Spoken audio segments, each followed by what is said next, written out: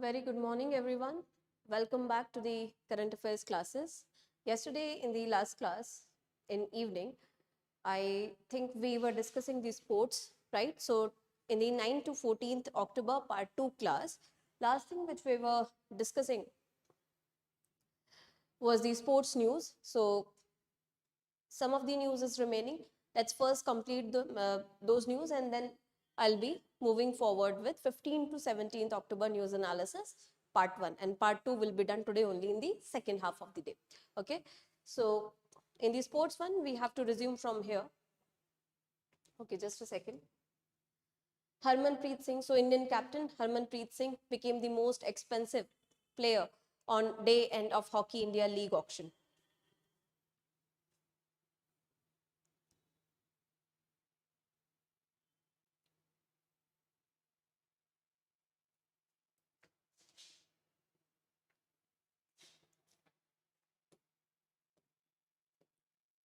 Indian captain Harmanpreet Singh became the most expensive player on day of Hockey India League auction, with the Surma Hockey Club snapping the star for 78 lakh rupees. Then you have Indian badminton player Tanya Hemant has defeated Tung Siotong of Taipei to win the women's singles title in Bendigo International Challenge badminton tournament in Bendigo, Australia. So remember, Indian badminton player Tanya Hemant has defeated the Taipeian counterpart to clinch the women's single title in Bendigo International Challenge. Then you have something regarding TT, table tennis. So a pair of Ahika Mukherjee and Sutirtha Mukherjee have scripted history by clinching first ever medal for the country in women's doubles of Asian Championships 2024 held at Astana. Please remember this because they have created history. This becomes really important. Remember, Ahika Mukherjee and Sutirtha Mukherjee, they have won first ever medal for the country in women's doubles in table tennis in the Asian Championships held in Astana. Okay. So they have won the bronze medal, remember that? Bronze medal, sorry. They have won the bronze medal. And they have defeated the pair from the counterparts from Japan, right? So remember this. Now moving on to the next one, you have something regarding Rafael Nadal. So Spain's tennis legend, as you all know, Rafael Nadal has announced his retirement from professional tennis.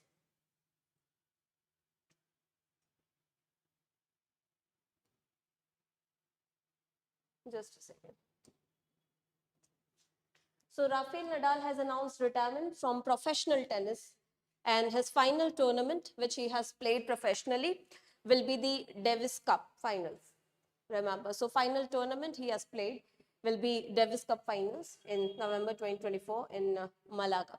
Okay, and he has total of 92 ADP singles titles in his name, including 36 Masters titles as well as an Olympic gold medal also. Then you have Indian men's table tennis team has also secured a bronze medal in the Asian Championships held in Astana. Okay, remember. So both women and men's team, they have won the bronze medal. Then Surya Aditya has secured a silver medal in round 1 of the Asian Equestrian Federation Cup Youth in Bengaluru. Okay, and he has finished 6.22 behind Iran's counterpart who took the gold. So remember, Surya Aditya is related to which sport? Equestrian, and he has secured silver medal.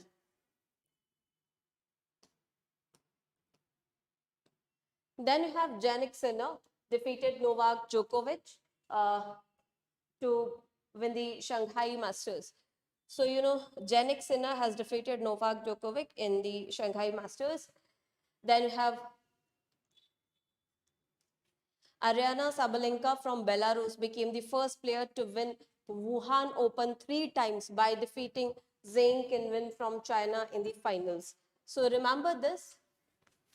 Ariana Sabalenka from Belarus has become the first player to win Wuhan Open 3 times by defeating Zhang Qinwen. Then you have Hero Motorsports Team Rally's Ross Branch was crowned the new World Rally Red Champion, becoming the first African rider to achieve the feat. Not so much important.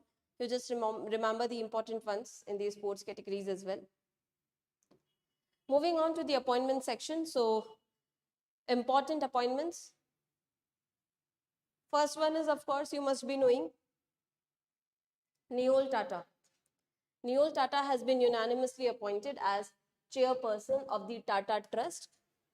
Okay, and Indian cricketer Mohammad Siraj has officially took charge as Deputy Superintendent of Police (DSP) in Telangana.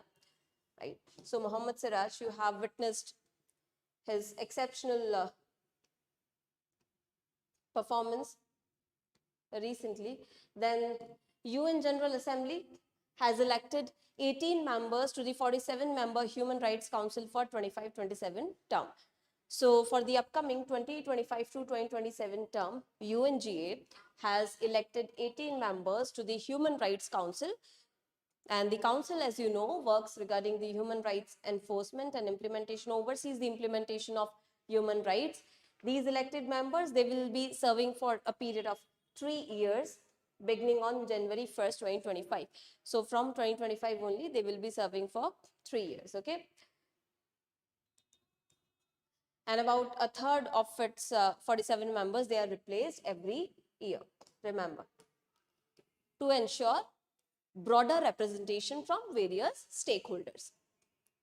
Then you have RBI approving the appointment of former Indian Overseas Bank MD CEO Partha Pratim Sen Gupta as MD CEO of Bandhan Bank for the period of 3 years. Manoj Kumar Dubey has been appointed as CEO and Chairman and Managing Director of Indian Railways Financial Corporation for 5 years. So now you have Manoj Kumar Dubey as the Chairman. Then L. Satya Srinivas, Additional Secretary to Department of Commerce, Government of India, has been appointed as Chief Executive Officer, CEO of the Government e-Marketplace on additional charge. Okay, will be handling the e-marketplaces. Manish Tiwari has been appointed as Managing Director of Nestle India, replacing Suresh Narayanan. Then you have President Kais Saied won second term in the Tunisian election with 90.69% vote. So Tunisia mein you have new president Kais Saied. Then Sun Mobility, SUN Mobility has appointed Anand Bajatia as CEO of its joint venture firm Infoset Swap Energy Private Limited. And remember, this is joint venture between Indian Oil Corporation and Sun Mobility. Okay, it is a joint venture between Indian Oil Corporation and Sun Mobility. Then you have Sushil Kumar Singh. Sushil Kumar Singh, chairperson of Deen Dayal Port Authority, has assumed the charge, additional charge to the post of chairperson of Mumbai Port Authority. Mumbai Port Authority.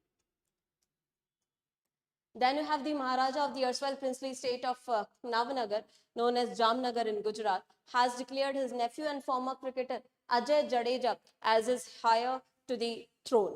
Okay.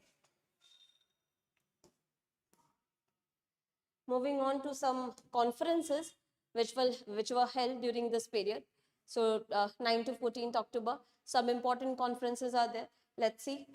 First one, we have Prime Minister inaugurating the International Telecommunication Union World Telecommunication Standardization Assembly at Bharat Mandapam in New Delhi on 15th October. It was inaugurated. This is something we have covered a lot number of times in CA, so please remember that. And he will also inaugurate the 8th edition of India Mobile Congress 2024, has also inaugurated this during the conference. And this, you know, the World Telecommunication and Standardization Assembly is the governing conference of the standardization work of International Telecommunication Unit, and it is held, remember, every 4 years. It is held every 4 years. So this time happening in India. So please remember this location, Bharat Mandapam, New Delhi, India. Then you have US-India Strategic Partnership Forum. US-India Strategic Partnership Forum has hosted annual India Leadership Summit 2024 in New Delhi. So India Leadership Summit was held in New Delhi on 14th October by US-India Strategic Partnership Forum. What was the aim? Of course, to enhance the bilateral trade, supply chains, etc. between the two countries. Then you have 149th Assembly. 149th Assembly of the Inter-Parliamentary Union. It started from 13th October, concluded on 17th October in Geneva, Switzerland. Okay, an Indian parliamentary delegation was led by Lok Sabha Speaker Om Birla. Remember, India has also participated in this, and Indian parliamentary delegation was led by Lok Sabha Speaker Om Birla. Then India Digital Agri Conference 2024. Remember this. India Digital Agri Conference 2024. Where was it held? So it was held again in New Delhi. Okay. To explore the transformative potential of digital agriculture. It was held on 11th October. How can digitalization help in expanding the scope of agricultural activities in farmers' income? So scope of digitalization in agriculture, basically, it was co-organized by ICFA and IIT Ropar. Okay. Remember, it was held in New Delhi. And this was the India Digital Agri Conference. Next, we have third edition of Indian Navy's Naval Innovation. Third edition of Indian Navy's Naval Innovation and Indigenization Seminar, which is named as Swavlamban 2024, will be held in New Delhi on 28th, 29th October. So remember this, the third edition of Indian Navy's Naval Innovation and Indigenization Summit, Swavlamban 2024. This is to promote indigenization of the defense equipments and innovation in the defense sector. It will be held in New Delhi on 28th and 29th October, scheduled to be held now 2024, right? And the event will showcase products of the niche technologies such as air and surface surveillance, autonomous systems in surface, aerial and underwater domains, AI, quantum technologies, and how can they be better utilized to promote more indigenization of these technologies from India. That is, to produce these defense equipments within India, right, with the state-of-the-art technology. Then you have 44th and 45th ASEAN Summits. 44th and 45th ASEAN Summits under the chairmanship of Lau PDR. They held under the theme of ASEAN Enhancing Connectivity and Resilience on 10th October. Please remember this as well. So 44th and 45th ASEAN Summits held under chairmanship of Lao, okay, under the theme of ASEAN Enhancing Connectivity and Resilience on 10th October it was held.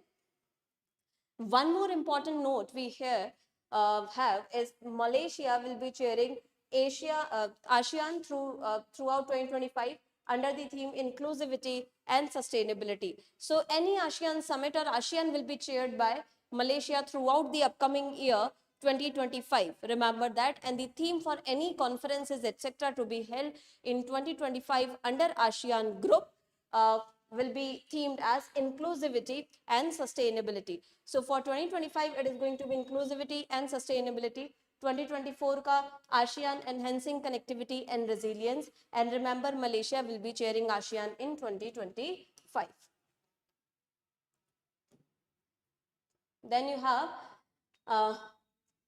India also participated in the 44th session of Codex Committee on Nutrition and Foods for Special Dietary Uses held in Dresden, Germany. India has participated in this. This committee basically sets a standard for food safety and quality. Okay, Codex Committee. So this Codex Alimentarius Commission was founded in 1963 by WHO and FAO. As I told you, sets international standards for food safety and quality monitoring. Total of 189 members are there, and it works in 6 UN official languages. Works in 6 UN official languages for food safety and quality. Obituaries mein you have Nationalist Congress Party politician Baba Siddiqui has died at 65. Then you have a great loss to India, a great loss to mankind, a great loss to humankind. Honorable Ratan Tata has passed away, you know, the famous industrialist and philanthropist Ratan Tata passed away at the age of 86 on 9th October 2024, unfortunately. You all know a lot of people, we admire him for a lot of work, right? So this is a great loss. Then next, renowned Marathi and Hindi actor Atul Parchure, best known for his comic roles, has passed away after battling cancer, and he was known for his roles in all the best Salamish kind of movies. Then you have Indranand Singh Jha, the famous former radio presenter, also in the obituary list.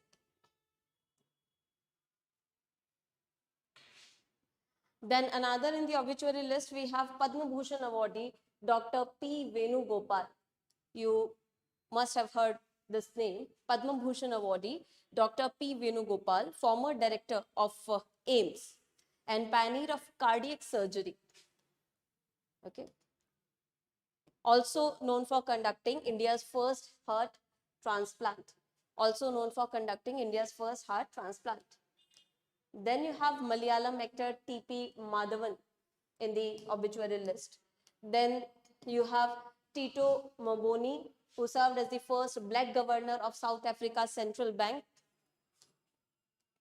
So remember this name from South Africa Central Bank. Then you have Nobuyo Oyama, best known for the voice of Doraemon, is also there in the obituary list. So these were certain obituaries. Then moving on to the important days, International Day for Disaster Risk Reduction, observed across the globe on 13th October. So remember, 13th October is observed as International Day for Disaster Risk Reduction, where we try to enhance our disaster mitigation and preparedness, right? And 2024 theme is empowering the next generation for a resilient future. Remember, empowering the next generation for a resilient future. Then on October 11, we celebrate the International Day for Girl Child. Okay. October 11 is observed as International Day for Girl Child. October 11, 2024 theme for the International Day of Girl Child was Girls' Vision for the Future. Girls' Vision for the Future. Remember the theme? Then you have 10th October observed as the World Sight Day. Okay. 10th October observed as World Sight Day, highlighting the importance of protecting our eyes and vision. 2024 theme was Children Love Your Eyes. Children Love Your Eyes. Then you have World Arthritis Day, observed every year on October 12th. And this year the theme was Informed Choices, Better Outcomes. Remember this, Informed Choices, Better Outcomes.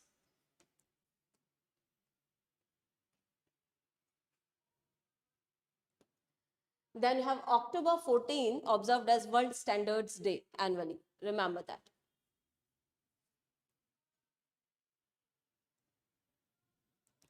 October 14 observed as World Standards Day. Then you have October 15 observed as International Day of Rural Women. International Day of Rural Women. Okay, it was implemented by your United Nations General Assembly, and 2024 ka theme now becomes very important for this. Please remember, rural women, sustaining nature for our collective future, building climate resilience, conserving biodiversity, and caring for land towards gender equality and empowerment. Please remember this theme. It is important for your upcoming examinations. So, International Day of Rural Women, 15th October, and this is the theme for 2024. Then 11th May and 12th October, okay, World Migratory Bird Day, celebrated on 11th May and 12th October. So 12th October, World Migratory Bird Day, reflecting the nature of seasonal bird migrations in different hemispheres. Why do we have two dates here? Because, you know, migration is seasonal. These birds, they migrate at different time in different hemispheres depending upon their seasonal migration habits. That's why you have two dates here. Remember, 11th of May and 12th of October. For this year, the theme was protect insects, protect birds. Protect insects, protect birds. Because birds, they generally feed on insects, right? Then October is also celebrated as National Cyber Security Awareness Month. Remember that. October is also celebrated as National Cyber Security Awareness Month. Persons in news में we have Nepali mountaineer. So remember, Nima Rinji Sherpa. Nima Rinji Sherpa, 18 years only, has made history by becoming youngest person to summit all 14 of the world's 8,000 meter range peaks, including your Everest, K2, Kanchenjunga, etc. So, Nepali mountaineer Nimja Rinji Sherpa has made history by becoming the youngest person to summit all 14 of the world's 8,000 meter peaks. This is important, remember that. So this was about the 10th to 14th October news analysis. We have completed all the news comprehensively. We have covered them. Now I'm moving on to the 15th to 17th October PDF. Okay.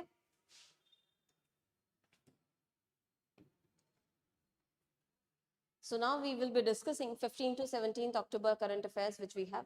First section here we have is of the insurance.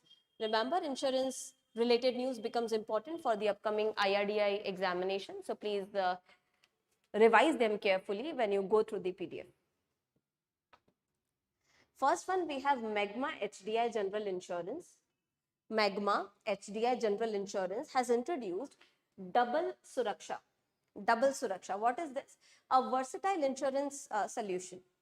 It has two-pronged strategies. That is, to meet the needs of individuals from varied financial backgrounds. Now, basically, under this policy, the policy holders can have a financial flexibility to use the payout for either medical or non-medical expenses related to hospitalization based on their individual needs. So this is double suraksha. Magma HDI General Insurance may they have provided double suraksha. You can use this payout amount either for the medical purpose or the non-medical purpose, whatever you feel is you are more needy of, right? So this is the one. Next, Tata Digital has launched a range of life insurance products. So Tata Digital has also launched a variety of life insurance products on its platform Tata New. You all know this platform, Tata New. Okay, in collaboration with Tata AIA Life Insurance. In collaboration with Tata AIA Life Insurance. Now this is basically to enhance the customer experience and streamlining the insurance buying process to just 3 clicks. So they have made easier. They have made buying insurance policy very easier for the customers. Just 3 clicks, you know, and you will be there. Also, the customers, if they buy these insurance policies from Tata New platform, they will also earn new coins. They also earn these new coins. These coins then can be redeemed and can be utilized for further purchases of wide range of goods and services on the across the Tata brand. Okay. Then you have something really important here. This is important. Remember that can be there in IRDAI phase 1 as well. Any objective question can be expected from here. So please read this carefully. So the IRDAI, Insurance Regulatory and Development Authority of India, has asked both the bank sponsored as well as the non-bank sponsored insurance companies to implement the IFRS 17 regulations by financial year 2027 itself. Okay. So all these bank sponsored and non-bank sponsored insurance companies, what are these?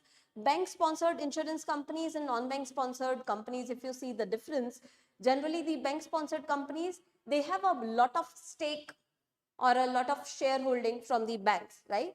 Generally, they are either owned by the banks or they have a lot of shareholding from banks. Non-banks wale mein, they don't have much of the shareholding from the banks.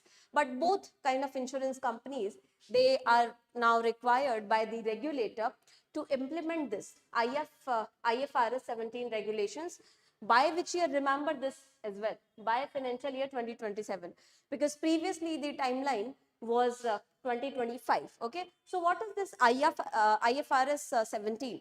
IFRS 17 basically is, streamlining the insurance risk assessment and all, asset liability matching and disclosing of asset liabilities, etc. All these accounting standards, streamlining them with the international practices. Broadly, if I try to make you understand, this is what IFRS does. So this IFRS 17 refers to International Financial Reporting Standard. Please remember the full form as well here, can be important. International Financial Reporting Standard. So now you will be able to understand this is some international standards for the financial reporting, as I told you, regarding asset liability condition, risk related to your contracts, insurance contracts, etc., etc. Right?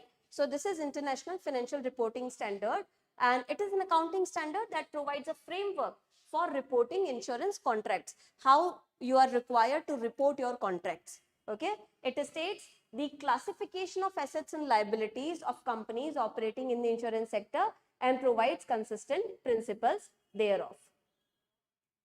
And as I told you, it will help international investors to compare the financials of domestic insurers with the global counterparts. So it will be a step towards more standardization of these financial reporting framework from India, right, with that of the global practices. I hope you have understood this thing, right? So please remember, this is IFRS 17, has to be implemented by 27, okay? Earlier the timeline was 25, but now it has been increased to 27. Then you have the National Insurance Company. National Insurance Company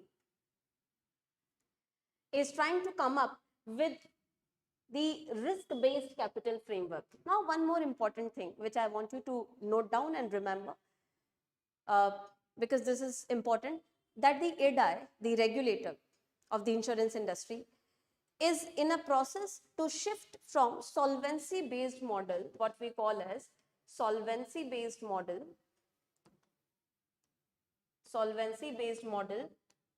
to risk-based capital requirement. Risk-based to risk-based requirements.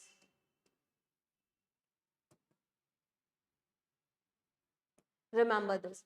We are in a process to shift, and by 2025 we are expected to be, there on risk-based requirement framework at a substantial level. So what is the difference? Presently what we are having, solvency based model, the insurance companies, they are required to disclose their solvency margin. That is the difference between your assets and liabilities.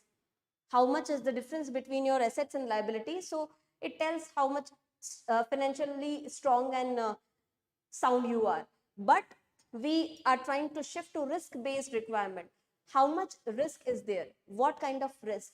Like market related fluctuation risk, interest rate related risk, any liquidity risk, operational risk, any other risk which are there creating a threat to the insurance contracts. So based on those risks, what adequate capital do you have? Do you have sufficient capital to withstand any such kind of risk in future? This framework we are going to adopt by 2025 substantially, right? Presently, we have a solvency-based model where we, as insurance companies, try to assess the financial strength by solvency margin. That is the difference between asset and liabilities. I hope you have understood this. So, this one, national insurance company is also trying to do that, shifting to the risk-based capital framework. Okay, shifting to the risk-based capital framework.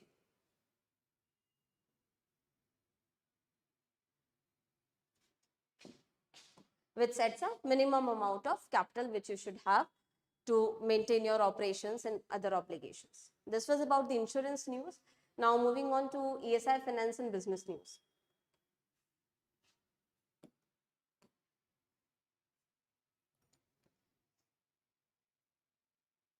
ESI में first you have Ministry of Commerce and Industries. According to Ministry of Commerce and Industry data, India's exports grew by 4.86% in the April 2024 to September 2024 period. Indian exports, they have increased, right? So this is good on part of India as one of the fastest growing economies. Indian exports have increased by 4.86%, reaching $393.22 billion. If you see merchandise exports, that is the exports of goods particularly, okay, it stands at $213.22 billion. Services exports, 180 billion US dollars. Then India's total exports, $65.19 billion. Okay, and what are the key drivers? What are the key drivers of this growth in exports? What has led to export growth in India? Engineering goods. So primarily the goods which we are exporting, please remember them, can be asked. Engineering goods, right? Chemicals, plastics, pharmaceuticals and textiles. These are the primary articles which India has witnessed an increase in the exports of. So please remember, these are the primary articles: engineered goods, chemicals, plastics, pharmaceuticals and textiles. And if you look at the top 5 exporting destinations for India, so first is Netherlands, then UAE, then US, then Brazil and then Japan. Please remember both of this: key drivers of growth and top destinations of Indian exports. So first country which stands as the top destination for Indian export is Netherlands, okay, is the Netherlands. Second, UAE, third, US, fourth, Brazil and fifth, Japan. Please remember this.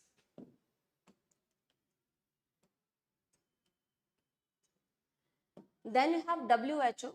WHO has secured $1 billion in pledges for its next budget spending 25-28. So for all the activities, you know, conferences, collaborations, all the organizations, etc., any work related to WHO has been able to secure this much amount, $1 billion for the upcoming 25-28 budget.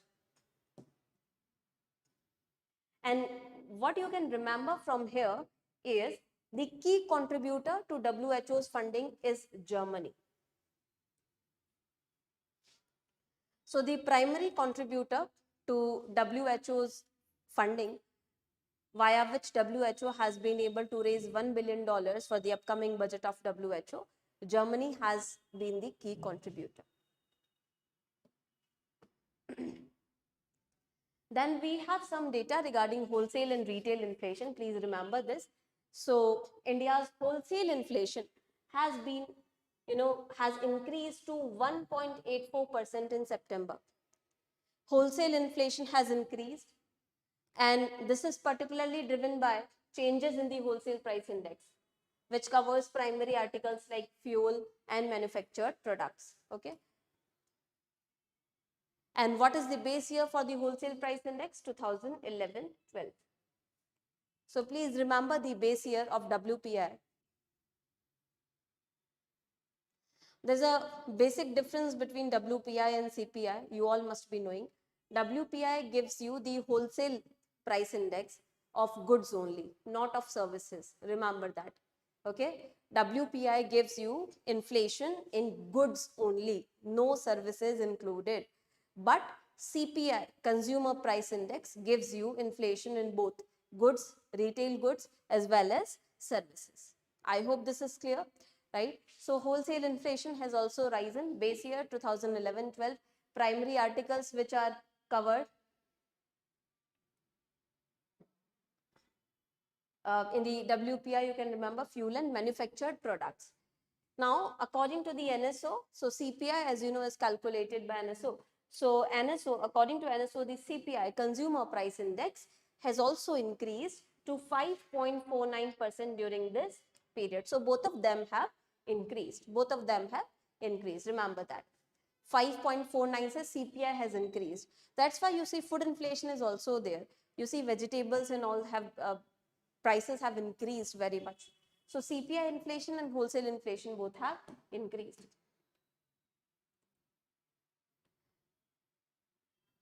Next, what we have here is PFC Infra Finance, IFSC Limited, PFC Infra Finance, which is a wholly owned subsidiary of Power Finance Corporation Limited, has received approval from your IFSCA to commence business as a finance company in the IFSC Gift City, Gujarat. So PFC Infra, IFSC Limited will now be able to commence business in the Gift City of Gujarat as a finance company. And this, you know, PFC Infra Finance Limited is one of the India's largest non-banking NBFCs, one of the largest NBFCs. And with this becomes important because with this permission, PIFIL is going to be the first finance company in the IFSC Gift City, Gujarat, dedicated to power and infrastructure lending. So it will be providing financial support. It will be financing power sector and infrastructure sector related projects. Okay.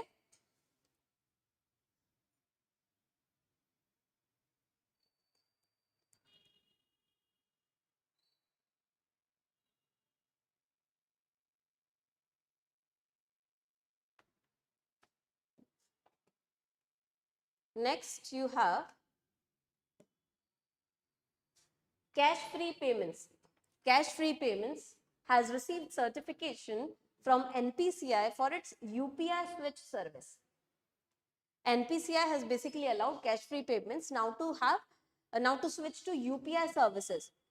Now, what does it mean? It will allow cash-free to directly integrate with any bank's core banking software and offer high transaction success rate for its merchants. And this has been built by Cashfree in partnership with NSDL Payments Bank as the sponsor bank. So for this, NSDL Payments Bank is the sponsor bank. And remember, so now UPI based services can be provided, can be linked to bank's core services as well. Then you have direct tax. Share of direct taxes in GDP has rose to 24-year high of 6.64%. This becomes really important. Share of direct taxes in the GDP increasing, that calls for acknowledgement of Indian tax administration and authorities. You know, direct tax collection has always been a challenge for Indian tax authorities because there are a lot of issues, like because more than 80% of 85% to be very precise of the Indian economy is in the unorganized sector. So a lot of income does not get reported, right? And there are a lot of cases of tax evasion as well. In that case, tax base erosion is a quite common activity. Also, people are there in the lower tax slabs. So these challenges with digitalization, with GST, etc., are getting eliminated. So gradually you see GST की बात कर रहे हैं, तो it is an indirect tax, but I'm giving you this example just to highlight the digitalization of taxation system. Direct tax, maybe you have online assessments and ITR filing right now. So you need not go to income tax department and visit the authorities and face the authorities. Everything has become digitalized. So, you know, direct tax collection contribution to GDP has increased. 24-year high it is at 6.64%. This is data by your CBDT, Central Board of Direct Taxes. And one important observation, the direct tax collection has increased more than the increase in the economic growth of India. So if you see, nominal GDP grew by 8.42%, but direct tax collections, they grew by 17.82%. That shows the tax buoyancy in India is quite good.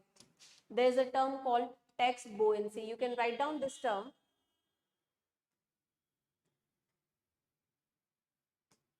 Tax buoyancy is improving in case of India. Tax buoyancy is what?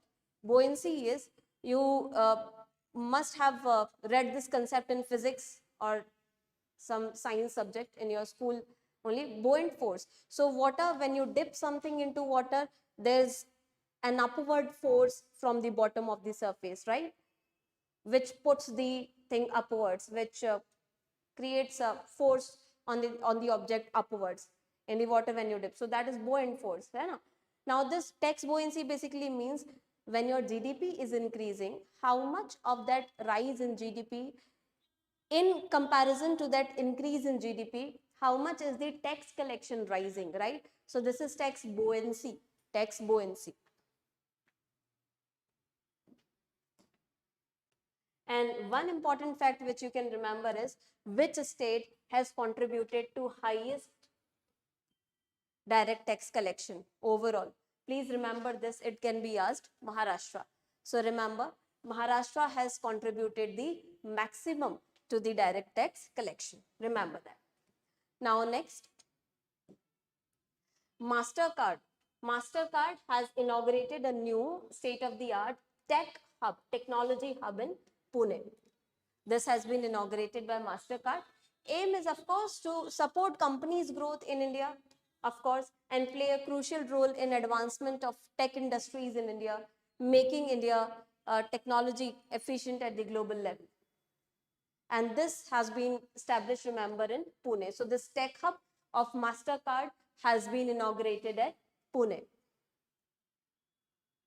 And this is, one of the locations. MasterCard has a global tech hub ecosystem across countries and across cities, locations like Arlington, like Dublin, New York. So from India, you have Pune, St. Louis, Sydney, Vancouver. These are the locations where it has established its tech hubs. So remember, from India, it is Pune.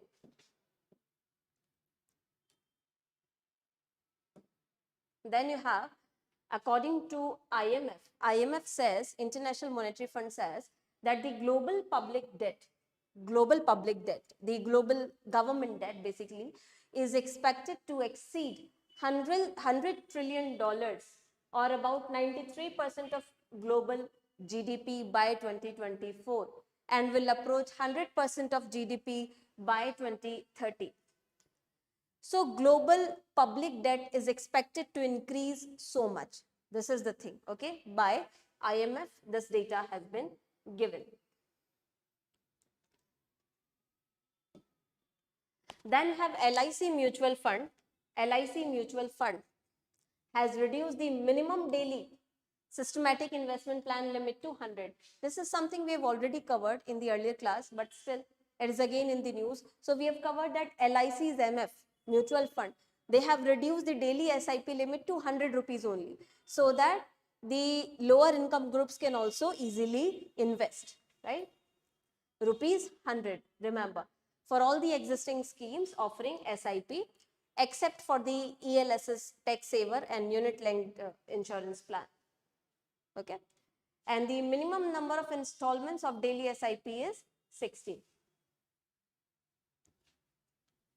Minimum number of installments there for the SIP, daily SIP is 60, remember. Minimum daily SIP limit is reduced to 100 and minimum number of installments is 60.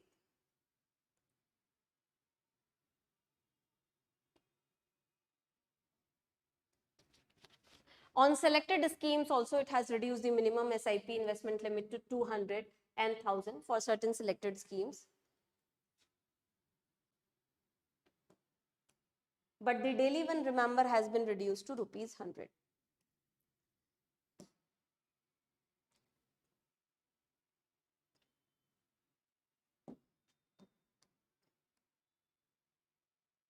Next, so next you have Boston Consulting Group. Consulting Group, the Indian payments industry. According to the Boston Consulting Group, Indian payments industry is likely to grow to $49 trillion in value by 2028, recording a 10% growth from the level of 30 trillion seen at the end of 2023. So, you know, India's payment industry, and that is primarily driven by UPI transaction. If you see, UPI in terms of value, in terms of volume, is constantly expanding. We have a lot of figures daily regarding UPI payment. So according to this Boston Consulting Group, the Indian payments industry is likely to grow to $49 trillion in value terms by 2028. So remember that.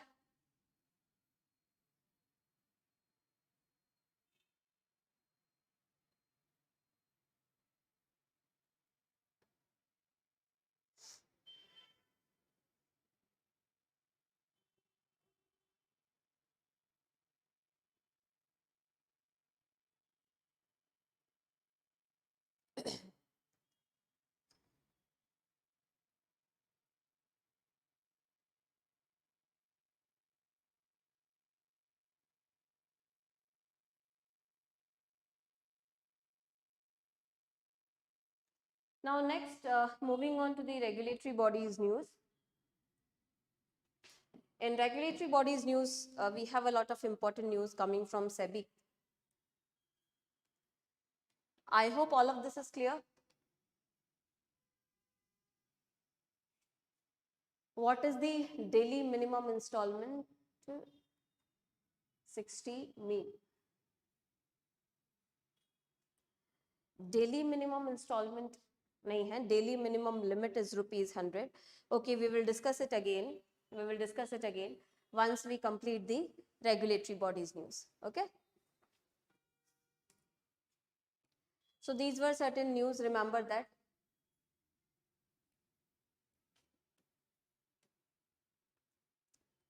Moving on to the regulatory bodies news.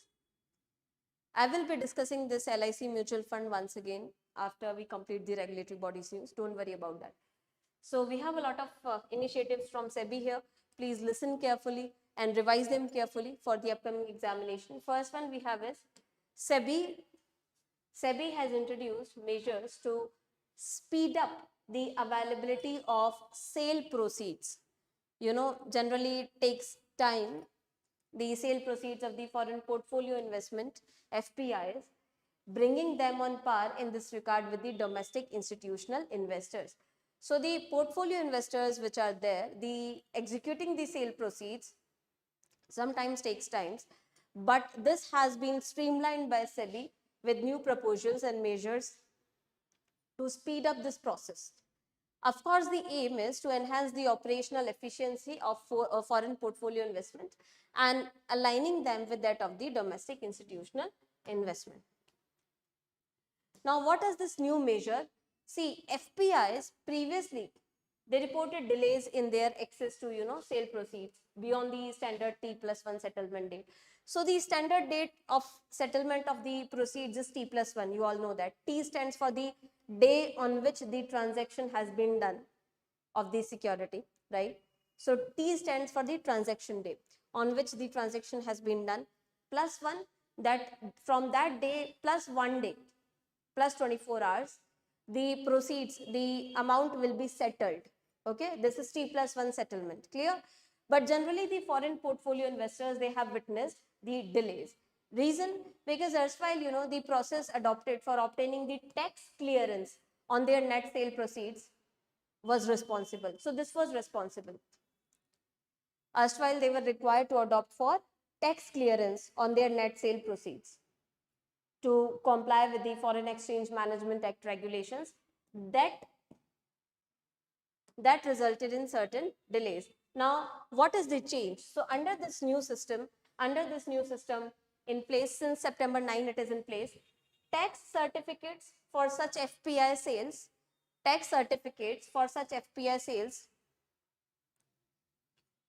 sale trades executed on the T day, they are issued by the tax consultants by 9 a.m. on T+1 day. So on T+1 day by 9 a.m. these tax certificates will be issued. So this will not result into further delays which happened to be the earlier case. I hope this is clear, right?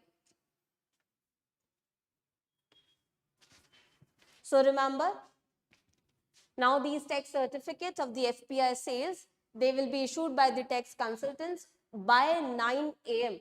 on T+1 day only. This will speed up the process. So this is important from the regulatory bodies news section. Then next in the regulatory bodies, you have SEBI introducing a framework to monitor the shareholding limits. SEBI has introduced a framework to monitor shareholding limits. How much shareholding can be there for individual shareholders, for big shareholders, shareholding limits, public shareholding limits, and the fit and proper criteria for market infrastructure institutions. What are these market infrastructure institutions? These are basically the infrastructure institutions in the financial market, like your stock exchanges, you have NSE, BSE, the clearing corporations like CCIL, and depositories like NSDL, CDSL, right? So these all are the MIIs, market infrastructure institutions. Okay, for them SEBI wants to basically monitor and control the shareholding limits. For this, the framework has been introduced. So let's see what is the framework. First of all, it will be applicable to both listed and unlisted institutions. Remember, it will be applicable to both listed and unlisted market infrastructure institutions. Now, according to this framework, these institutions, they are required to disclose their shareholding. They will be required to disclose their shareholding patterns quarterly on their websites. They will be disclosing their shareholding patterns, how much shareholding is there, on a quarterly basis on their websites, official websites. Okay, and each such institution has to appoint a non-associated designated depository. They will have to appoint a non-associated designated depository which will be monitoring the compliance with shareholding limits. So this non-associated designated depository will monitor whether you are complying with the shareholding limits or not. And for these depositories, the other depositories will be working as check and balance. Okay.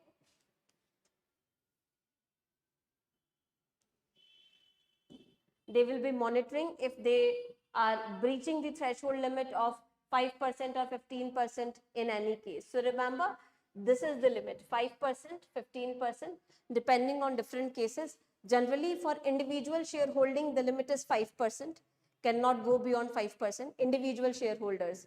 And entities as shareholders, big shareholders, group of shareholders, that can go up to 15%, right? So remember that 5% or 15%. So this was the framework. Also, these stock exchanges have to ensure that the trading members, their associates and their agents, they do not collectively hold more than 49% of the equity. And any such holdings which are already exceeding 45%, they require a prior approval for that case. I hope all of this is clear. Tell me. Yes? So please remember, they will have to appoint a designated depository which will be monitoring these compliance regulations. Okay, whether they are complying with the norms or not. All right, moving on to next one. Then you have SEBI has proposed allowing associations of persons. Now this is again very important, a significant change. Association of persons to open demat account in their name to hold certain securities but excluding equity shares. Now what earlier happened to be the case is such entities. What are these association of persons? You know, like partnership firms. You have partnership firms, unregistered trusts, etc. So the current status is they cannot hold company shares unless they are recognized as a separate legal entity. Unless they are recognized as separate legal entities. Currently, they are not allowed to do that. But now SEBI has allowed these association of persons to open up demat accounts and they can hold these securities but excluding the equity shares. I hope this is clear. Okay. Eligibility would be they will be requiring certain PAN details and one confirmation they have to submit that they will be holding only permitted securities and not the equity shares. Okay.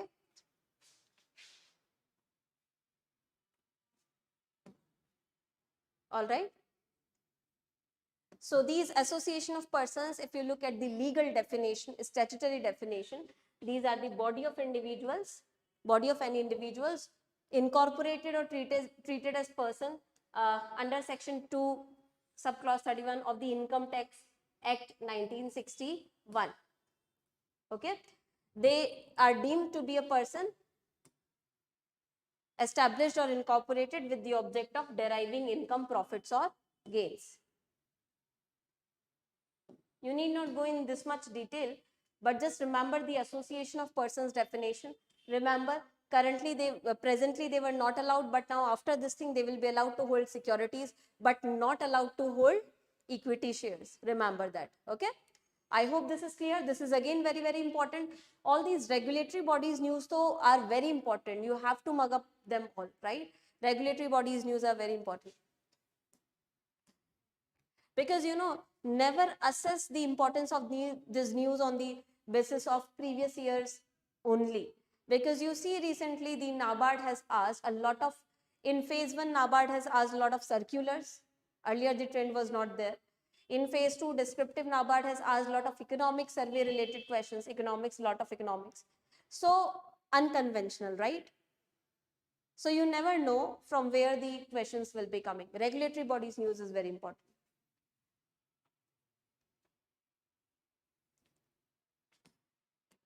I hope this is clear. Moving on to next thing, you have according to RBI. So we have a data of RBI. Our RBI survey says consumer confidence in India has improved in September 2024.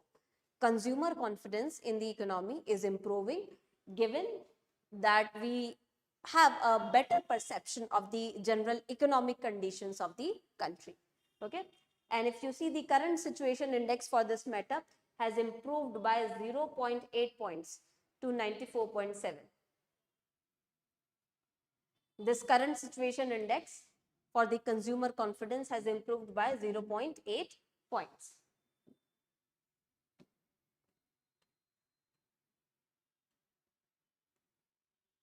Then you have another important news coming from SEBI. SEBI has revised the position limits as well for trading members in the index futures and options contracts. So FNO contracts may SEBI has also revised the position limits. What are these position limits? Position limits are basically how much contracts you can hold in this FNO segment. Okay. So limit on the contracts which you can hold. So this position limit has also been revised by SEBI. Please remember this, it is also important. So what is the change criteria? The position limits for trading members cumulatively for the client as well as the proprietary trades in the index FNO contracts, they are now set at 7,500 crore rupees either or 15% of the total open interest in the market, whichever is high. Okay. So please remember this.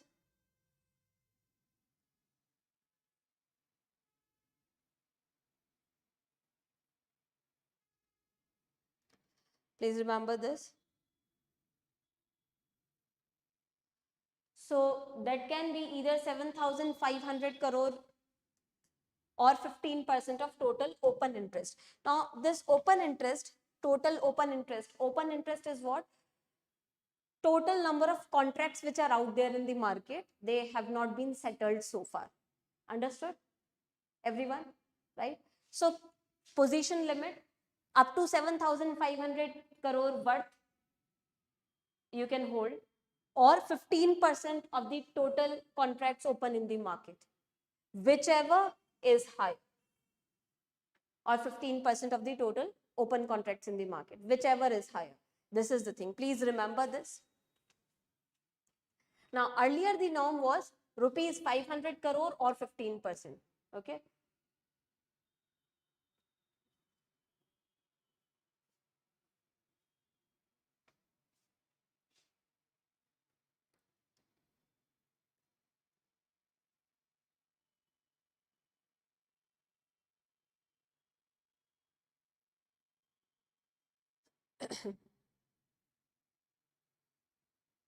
So earlier it was 500 or 15%. Now it has been raised substantially to 7,500 or 15%.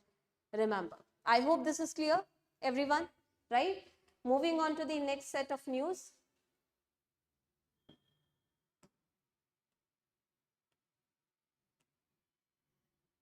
So another one also comes from SEBI. SEBI has introduced liquidity window facility for investors. Liquidity window facility for investors in the debt securities through a stock market, stock exchange mechanism. This liquidity window facility will allow investors to hold listed debt securities and to sell them back to the issuer using a put option. So you can exercise your right, or say, so put option mein this is not mandatory. You have a right to sell before the date. That is the difference between put and option, right? So put mein you have the right to sell it before the date, but not mandatorily. So now the investors will be allowed to hold the listed debt securities, and they can also sell them back to the issuer using a put option on specific dates. Now this is liquidity window facility. So this basically allows for more easy liquidity to the investors. This is the primary thing. I hope this is clear, right? And it will be effective, remember, from 1st November 2024. And SEBI has also observed that corporate bonds, remember, corporate bonds, the bonds issued by our corporates, they are illiquid. Why? Because they use many institutional investors who are holding them until maturity. So that leads to low trading activity into them. So this is an important observation by SEBI. SEBI has observed that corporate bonds are quite less liquid. They are generally held until maturity. They are held to maturity. Okay. And this liquidity facility now will be available for 1 year. After the issuance, and securities under this scheme cannot be reissued, remember. So this liquid window facility will be available for 1 year from the date of issue, and cannot, these securities, these debt securities, listed debt securities, cannot be again reissued under this window. Clear?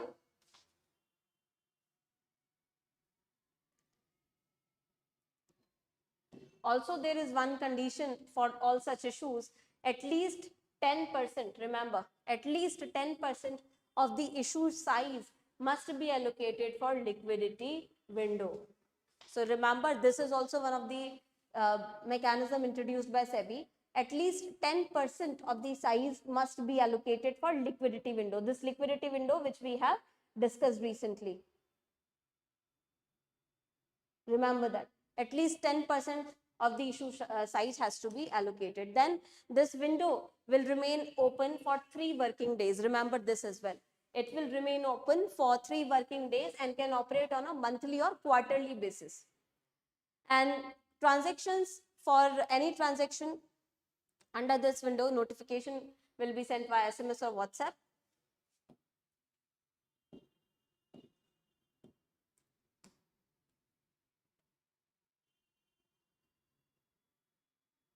And such issuers under this, they are required to manage the purchase securities within 45 days.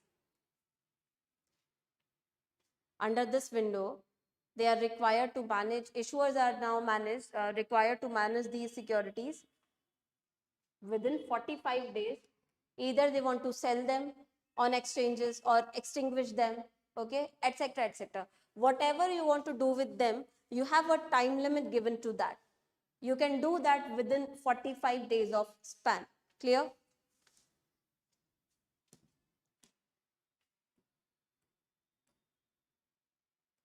The next one we have is from RBI. Recently, RBI has taken strict action against 4 NBFCs. These are Ashirwad Microfinance Limited, Arohan Financial Services Limited, DMI Finance Private Limited, and Navi Finserv Limited. So remember, these are the 4 NBFCs. Their names, remember, Ashirwad, Arohan, DMI, and Navi. Recently, RBI has taken strict actions against them from October 21. Reason is they have been charging, excessive interest rates, which is not allowed. So they are not complying to the regulatory guidelines and non-compliance with the established financial regulations. They have been following certain practices which are not in compliance with the guidelines. That's why.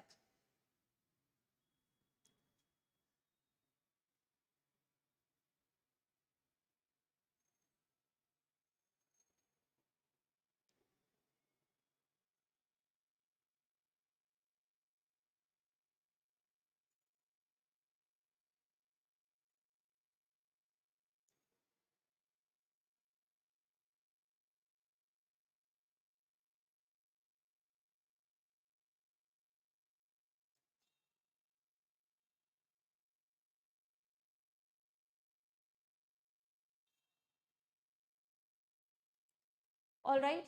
So these were the regulatory bodies news.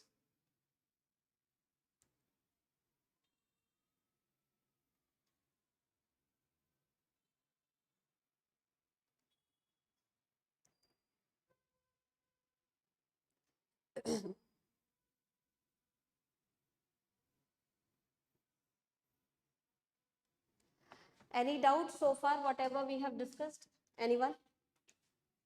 Tell me, all these regulatory bodies news are clear to you? We have a lot of news coming from SEBI, right? So position limits we have now 7,500 or 15% of the open contracts. Then you have the making the process easy for tax certificates to be issued by tax consultancies on T+1 day to make it more faster. All these important steps by SEBI, please remember them.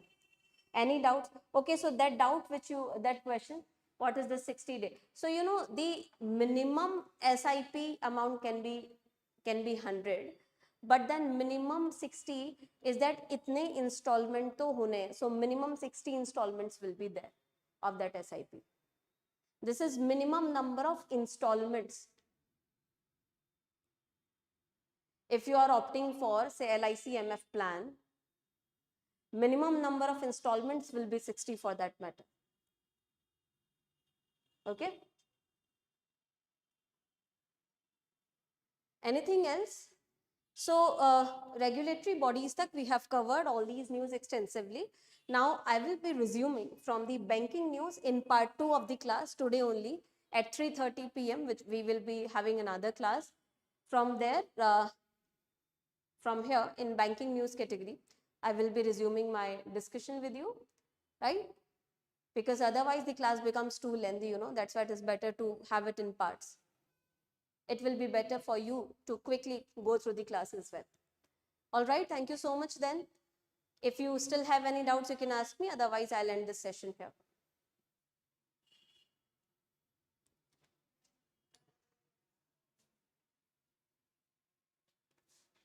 All right then, thank you so much. I'll see you in the next class today only at 3:30 p.m. with banking news. Have a great day. Till then, see you in the next class. Thank you.